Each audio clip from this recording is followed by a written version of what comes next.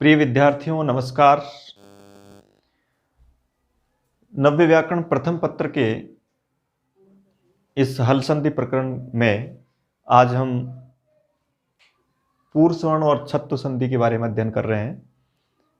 इससे पहले दो क्लास हम हल संधि प्रकरण की इष्टुत्व और इष्टुत्व संधि के रूप में तथा जस्तव और अनुनासिक संधि के रूप में हमने पढ़ ली है। आज हम पूर्व सवर्ण और छत्व संधि को देख रहे हैं। सबसे पहले देखिए, पूर्व सवर्ण के रूप में दो सूत्र हल संधि प्रकरण में उल्लिखित है। पहला है उदय स्था स्तंभो पूर्वस्य, और दूसरा सूत्र है झयोः अन्यतरस्य।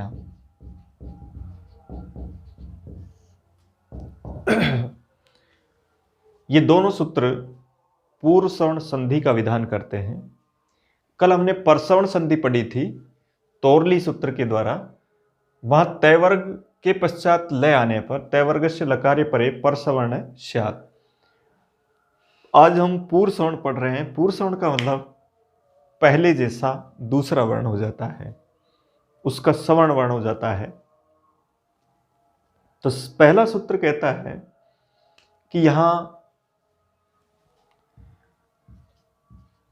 उद एक उपसर्ग है, तो उद के पश्चात, उद उपसर्ग के पश्चात स्था और स्तंभ, स्था और स्तंभ, इन दोनों धातुओं से बने हुए शब्द, उद उपसर्ग के पश्चात स्था और स्तंभ आने पर पूर्व सवर्ण होता है। उदय परस्य स्था स्तंभो पूर्व सवर्ण वा स्यात्, तो वहां उससे पूर्व सवर्ण हो जाता है।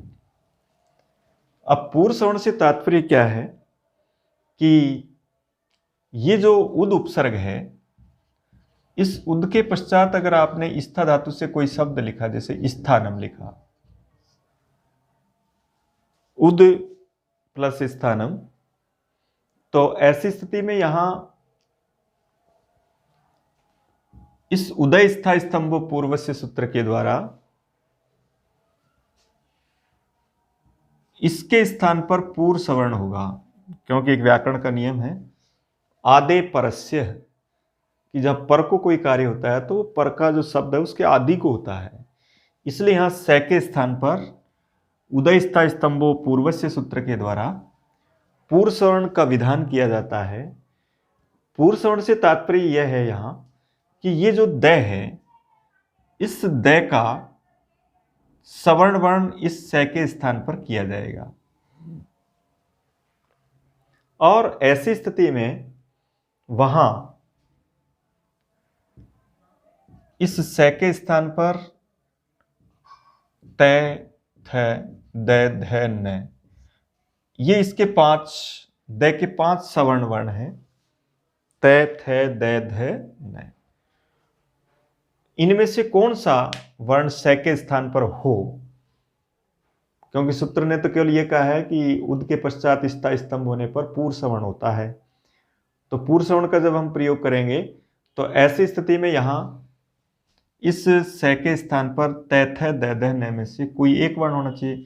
जब एक से ज्यादा होते हैं तो फिर सदृशतम का नियम लागू होता है, आंतर्यतम का नियम लागू होता है, और वो नियम बाह्य प्रयत्नों से लिया जाता है कि जिनका फिर अगर कहीं समाधान नहीं हो रहा है तो बाह्य प्रयत्न आंतर्य परीक्षण करते हैं। इसलिए बाह्य प्रयत्नों के आधार पर देखेंगे तो से का बाह्य प्रयत्न क्या है, देखिए से खर के अंतर्गत आता है,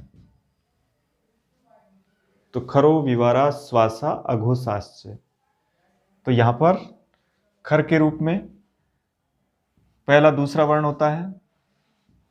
तो इसका मतलब यह निश्चित हो गया कि खर में से भी आता है और पहला दूसरा ही आता है, तो ये तीसरा चौथा पांचवा नहीं हो सकता। लेकिन अब भी दो वर्ण है, तय और थ।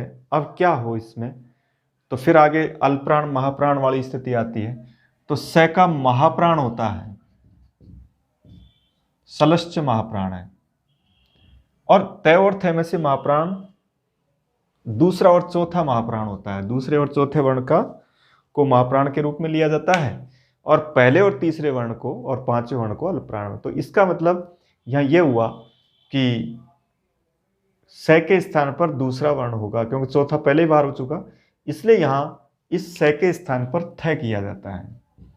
तो उद थ थानम ऐसा रूप बनता है। इसके बाद एक नया सूत्र, इस सिद्धि के लिए हम सूत्र का नाम है झरो झरी सवर्णे।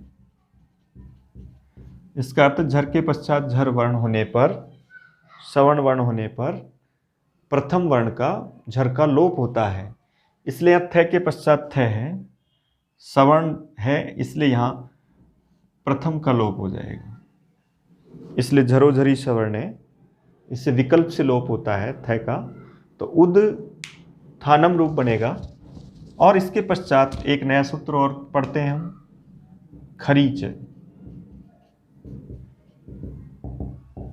इस सूत्र के द्वारा द के स्थान पर चर्तु हो जाता है। चर्तु का मतलब पहला वर्ण हो जाता है, इसलिए इस द के स्थान पर तय करेंगे और इस तरीके से उत्थानम रूप बनेगा। एक बार जब थ का लोप नहीं होता तो डबल तय के रूप में इसका प्रयोग करते हैं, चर्तु करके वापस। तो इस तरीके से उत्थानम जो रूप बनता है उसका संधि विच्छेद लिखना है अपन को, उद प्लस स्थानम। उसके पश्चात ये तीन सूत्र सिद्धि के रूप में जब प्रयोग करने होंगे तो उदय स्था स्तंभ पूर्वस्य इति सूत्रेण पूर्व सवर्णे, अर्थात सकारस्य स्थाने थकारे करते उद थ थानम इति जाते। उसके पश्चात आपको यह सूत्र लगाना है झरो झरी सवर्णे, और इससे थ का लोप करेंगे। और उसके पश्चात खरीचे इति सूत्रेण चरत्वेन दकारस्य स्थाने तकारे उत्थानम इति रूपम सिद्धम। इसी तरीके से उद प्लस स्तंभनम। अब उद प्लस स्तंभनम जब सिद्ध करेंगे तो ऐसी स्थिति में वही बात है, स के स्थान पर थ आएगा और फिर उसका लोप करेंगे। वही प्रक्रिया इसके द्वारा, स को थ, इससे आपको थ का लोप, और फिर द के स्थान पर चरत्तु कर देंगे खरीचे से, तो ये उत्तंभनम रूप बनेगा। इस तरीके से हम यहाँ उद के साथ जो पूर्व सवर्ण संधि कर रहे हैं, उस पूर्व सवर्ण में केवल दो धातुएं सम्मिलित है, एक स्था और एक स्तंभ, उनमें ही उद के साथ पूर्व सवर्ण होता है, इसलिए एक निश्चित धातुओं में ही इस सूत्र का प्रयोग किया जाता है। तो इस तरीके से इसके इन दोनों उदाहरणों की सिद्धि करेंगे आप। ये तीनों सूत्रों को क्रम से लिखेंगे और वहां आपको उत्थानम जैसा उदाहरण सिद्ध करना है। अब आता है दूसरे नंबर का सूत्र आपका पूर्व सवर्ण वाला। उस पूर्व सवर्ण का जो दूसरा सूत्र है उसमें देखिए आप यहां कहा जा रहा है हस्य पूर्व सवर्ण है वास्यात्, ये विकल्प से करता है।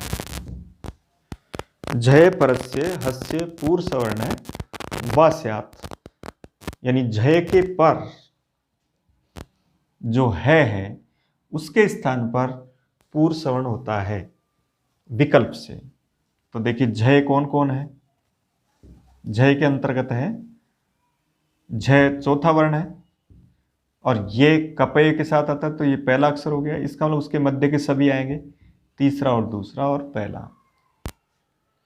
तो किसी भी वर्ग का पहला, दूसरा, तीसरा, चौथा, इन वर्णों के पश्चात अगर है आता है तो उस है के स्थान पर पूर्व सवर्ण होता है। याद रखें, पूर्व सवर्ण का मतलब उससे पहले जो वर्ण आ रहा है उसका सवर्ण वर्ण होगा। तो दोनों एक जैसे हैं, और जहां सवर्ण वर्ण की स्थिति आती है तब वही बाह्य प्रयत्नों से मदद लेकर के एक निश्चित उत्तर तक हम पहुंचते हैं। जैसे इसका एक उदाहरण लिखा, ये वाग प्लस हरि। अब वाग प्लस हरि संधि विच्छेद दे रखा है, तब हम देखेंगे कि प्लस के बाद है आना चाहिए, तो है का प्रयोग है, और उससे पहले किसी भी पंक्ति का पहला, दूसरा, तीसरा, चौथा अक्षर दिया गया तीसरा वर्ण है, इसका मतलब यहां पूर्व सवर्ण संधि करेंगे। अब पूर्व सवर्ण संधि के रूप में याद रखना है कि है के स्थान पर जो पूर्व सवर्ण करना है वो इधर जो वर्ण आ रहा है उसका सवर्ण वर्ण होना चाहिए। तो सवर्ण कौन कौन से इसके, पहला, दूसरा, तीसरा, चौथा, पांचवा, पूरे ही सवर्ण है। इसलिए यहां भी है के स्थान पर कौन सा वर्ण हो तो उसी तरीके से जैसे वहां अपने बाह्य प्रयत्नों की मदद ली है उसी प्रकार यहां भी हम देखेंगे। तो है का बाह्य प्रयत्न हसो संवार नाद घोष होता है, और हस में जो वर्ण आते हैं वो आते हैं तीसरा, चौथा, पांचवा, और है यह वर्ण। तो ऐसे देखिए है भी आ रहा है इसमें और तीसरा, चौथा, पांचवा, इसका मतलब यहां पहला दूसरा नहीं हो सकता। अब आएगा तो या तो तीसरा या चौथा या पांचवा। अब उसके बाद देखा कि है अल्प प्राण है या महाप्राण, तो है जो है महाप्राण है, और महाप्राण के रूप में इस है के स्थान पर चौथा वर्ण होगा, क्योंकि महाप्राण में दूसरा या चौथा होता है, तो है की जगह चौथा वर्ण होगा, इसलिए यहां है के स्थान पर घ करेंगे और इस तरीके से ये वाग्घरी रूप बनेगा। तो याद रखें कि जब भी हम पूर्व सवर्ण करें तो है के स्थान पर चौथा वर्ण करें, उससे पहले जो वर्ण आ रहा है उसी की लाइन का, और से के स्थान पर हमको दूसरा वर्ण करना है, उससे पूर्व जो वर्ण आता है उसी लाइन का। इस प्रकार से आप पूर्व सवर्ण संधि कर सकते हैं। तो अब वाग्घरी में देखिए, जब ये विकल्प से पूर्व सवर्ण होता है तो जब एक बार पूर्व सवर्ण नहीं होगा तब ये जसत्व संधि के रूप में वाग्घरी ये दूसरा रूप बनेगा। तो लिखने का तरीका वही, वाग प्लस हरि इति स्थिते झयो हो अन्यतरस्याम इति सूत्रेण हकारस्य स्थाने विकल्पेन पूर्व सवर्णे घ करते वाग्घरी इति रूपम सिद्धम, और पूर्व सवर्णा अभावे जसत्वेन वाग्घरी इति रूपम सिद्धम। तो यहाँ दोनों रूप बनेंगे, वाग्घरी और वाग्घरी। तो इस तरह के, अब जयो अन्यत्र श्याम में रूप सिद्ध आपको एक करना है, लेकिन इस तरह के अनेकों उदाहरण आपको मिलेंगे जहाँ पर आपको इस तरह की स्थिति मिलेगी। जैसे एक शब्द लिखा, ये जैसे मान लो ये लिखा है, देखो अज्झीनम लिखा है। अब आपसे कहा जाता है कि बताओ इसमें आपने जितनी संधियां पढ़ी कौन सी संधि हो सकती है। तो अब इसकी संधियों को पहचानने का तरीका क्या है, इसमें हम देख रहे हैं कि देखो क्या होता है यहाँ कि है के स्थान पर उससे पहले जो वर्ण आ रहा है उसकी लाइन का चौथा अक्षर होता है, तो ये चौथा अक्षर है और उससे पहले लाइन भी जय है। इसका मतलब यह निश्चित रूप से कौन सी संधि है, पूर्व सवर्ण संधि है, और वो है के स्थान पर जय हुआ है, क्योंकि यहाँ जय तीसरा अक्षर है च की लाइन का, और ये च की लाइन का अपनी ही लाइन का तीसरे चौथे अक्षर आते हों तो वहाँ हमको संधि की पहचान करनी है, कौन सी, पूर्व सवर्ण संधि। इस तरीके से जैसे मान लो एक उदाहरण लिखा है आपने, जैसे उद्धार, तो यहां भी देखिए द और ध तीसरा अक्षर है और ध चौथा, इसका मतलब यहां भी उद प्लस हार, और है के स्थान पर यहां भी कौन सी संधि की हमने, पूर्व सवर्ण संधि करेंगे। तो इस तरीके से ऐसे उदाहरणों को पहचानने के लिए हमको इस तरह का प्रयोग देखना है कि जहां पर एक ही वर्ग के तीसरे चौथे अक्षर संधि के दृष्टिकोण से लिखे गए हों तो वहां हमको पूर्व सवर्ण संधि के रूप में अपना उत्तर भरना है, झयो हो अन्यतरस्याम सूत्र के द्वारा। इस तरीके से आप इस पूर्व सवर्ण संधि को पढ़ सकते हैं। इसके पश्चात एक तीसरा सूत्र हम पढ़ रहे हैं आज का, उस सूत्र का नाम है सश्छोटी। पदांतात झये परस्य सस्य छ वा स्यात्। पदांतात झये परस्य सस्य छ वा स्यात् अटि। अर्थात पद के अंत में जो झय होता है उसके पर जो स है उसको विकल्प से क्षय हो जाता है, अट परे रहते, उसके पश्चात यानी स के पश्चात अट होना चाहिए। तो स के पश्चात जब अट होगा तो ऐसी स्थिति में वहां पर छत्व संधि की जाती है। जैसे यहां एक उदाहरण दिया, तद प्लस स्यु। सचोटी सूत्र से के स्थान पर छह करता है, लेकिन पदांतात झय होना चाहिए और उसके पर जो से होगा उसको छह होगा विकल्प से, लेकिन उसके पश्चात अठ पर में, से के पश्चात अठ पर में होना चाहिए। अब तदस्यु जो लिखा, यहां देखिए तदस्यु में अब देख रहे हैं आप द और उधर आ रहा है से। तो ऐसी स्थिति में सबसे पहले पहले संधि पढ़ चुके हम, इस्तो इश्चुना इश्चु। ये जो सूत्र है ये यहां इश्चुत्व करता है, द की जगह पर जय करता है, तो ये तज प्लस स्यु होगा। सबसे पहले याद रखो तत्स्यु जो उदाहरण है, सिद्धि का नाम तत्स्यु है और उसको सिद्ध करना है, तो संधि छेद तद प्लस स्यु। तद इसलिए क्योंकि ये मूल शब्द लिखा गया है तद का, और यहाँ ये एक कर्मधारी समास हुआ, सच असौ शिव, तो उसके लिए मूल शब्द आएगा तद और उसके पश्चात शिव लिखेंगे। ऐसा संधिच्छेद आने पर, यदि ऐसा संधिच्छेद नहीं भी होता तो भी हम सबसे पहले जसत्व संधि करके द करते और फिर इस्तो इश्चुनाश्चु सूत्र से उस द के स्थान पर जय करेंगे। इसके बाद एक सूत्र अभी हमने पढ़ा था खरीच है। इस सूत्र के द्वारा इस जय के स्थान पर च होगा और तच प्लस शिव के रूप में ये एक उदाहरण होगा।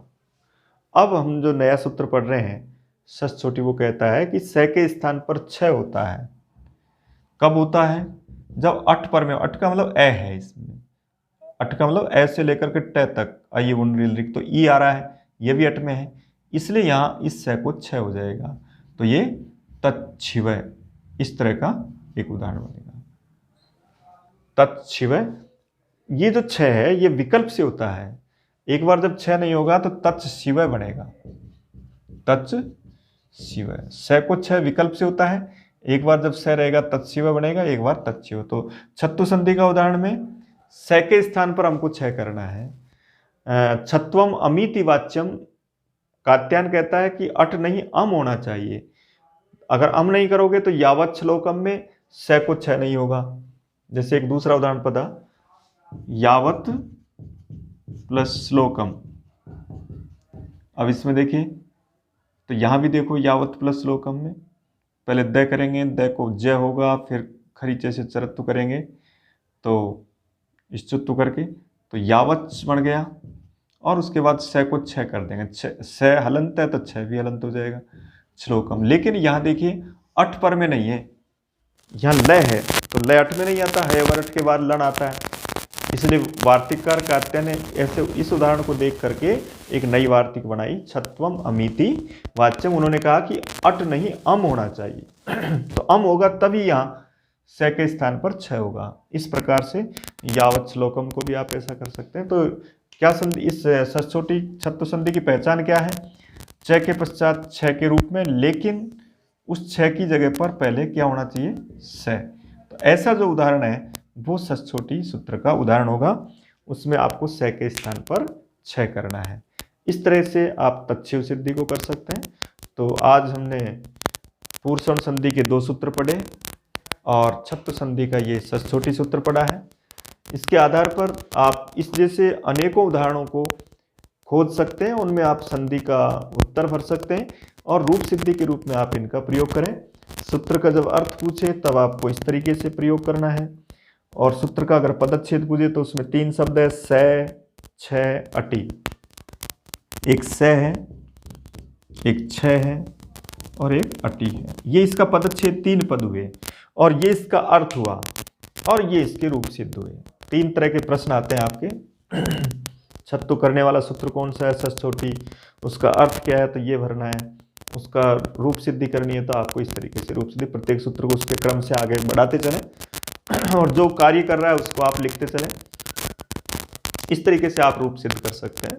तो आज आप इसको करेंगे, तीनों पूर्वसवर्ण के उदाहरण लिखेंगे, उनकी रूप सिद्धियां करेंगे और इसके साथ साथ छत्तु संधि का भी उदाहरण सिद्ध करेंगे। धन्यवाद। कल फिर आगे की क्लास में आगे पढ़ेंगे।